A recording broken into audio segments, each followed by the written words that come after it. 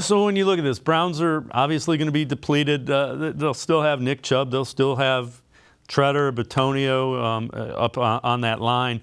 What are some keys to this? You know, how do you scheme up a win if you're the Browns? Well, again, I think that Denver game is a prime example. They were without Mayfield. They were without both running backs, I believe. And they just came out and they ground out a lot of long, time-consuming drives, right, which allowed them to get into a rhythm, which allowed some of the backup players to feel good about themselves. Now, losing two really outstanding offensive linemen, that's tough. But the Raiders, they have not been great consistently against the run. So if you can hit some plays, especially some explosive plays in the run game, those are things that hurts a team's will. And remember, the Raiders are coming off that beatdown by the Kansas City Chiefs where they jumped up on the logo before the game and then just got absolutely smashed throughout. If you break this team's will early on, you got to see how much gumption they have to continue to play for all four quarters. So you just talked about some of those interior offensive linemen, you know, and having Chubb. Running the ball is going to be the key. You better believe that's what the Raiders know they're going to try to do, especially, again, because we could have some elements playing a factor into this game. But also, you know, when you flip the ball over, and you know, you heard me talk about, you know, the Browns not having those two key defensive backs, they've got to really stop the Raiders' run game and force them into passing situations. That's what teams have been doing to the Raiders because, again, they will turn the ball over.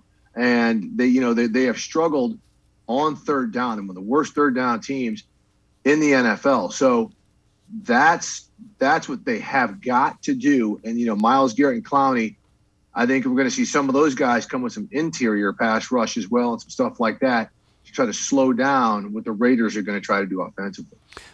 When you look at, let's flip it. When you look at the Raiders, what are some of the areas you think they might be able to exploit that would get them the win that they need? At 6-7 and 7-6, both these teams need this win. They really do. Especially, you know, and you look at the Raiders. I mean, they're reeling. I mean, I think they've lost 5 of 6 since the bye.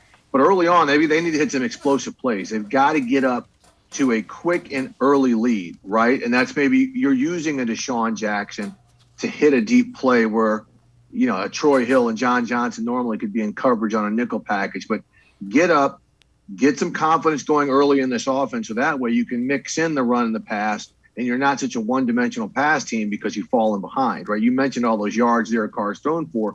Again, a lot of them is when they're trying to play catch-up when the other team gets a big lead. So getting that big lead early or some type of lead early is going to be crucial for them. But also forcing the Browns to punt the ball. Again, the Browns, who's their big threat, you know, in the receiving game. So stop the run and forcing them to punt the ball, maybe playing a little field position game, even if they've got to kick field goals. I mean, you get this Browns offense, which is already going to be missing some key pieces to try to get them disjointed early on. That's a huge part of what they have to do. So defensively, the Raiders up front have got to play really good football, stopping the run, and they've got to hit some points early on to try to get the crowd out of it and to get some confidence going in an offense that's been all over the place. Fair to say the Browns also need that defense to continue to play like it has the last several weeks, where this is a game with so many weapons missing on the offensive side of the ball. They really need Myles Garrett, Clowney, in that front seven to kind of dictate tempo, you think? 100%. I mean, they've got to play.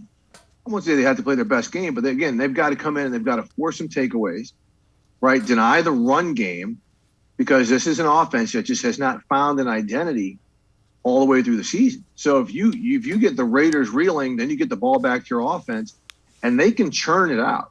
And here's one thing also not to discount.